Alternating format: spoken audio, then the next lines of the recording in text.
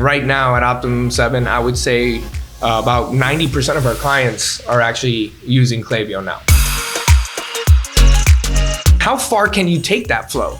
So for example, if right now I'm sending out 2 abandoned cart emails, right? One that's being sent out 4 hours after that person abandons the cart, then another one being sent out 20 hours after that. If the first email is now, let's say, generating $15,000 in lost revenue, and email 2 is generating $8,000 in lost revenue, I'm now gonna try to implement a third and see if maybe I'm missing out on another $4,000. So essentially what we're doing is we're trying to squeeze out all the money we can possibly get by seeing how far we can take these email flows throughout the process. And of course, the beauty of it, you're not gonna be spamming these individuals, because at the end of the day, if they complete a purchase, they fall out of that funnel, right? So again, it's a very, very powerful tool. And right now at Optimum 7, I would say about 90% of our clients are actually using Klaviyo now. And again, we believe in the tool, which is why we promote it, and we continue to promote it because our clients are seeing phenomenal results on it.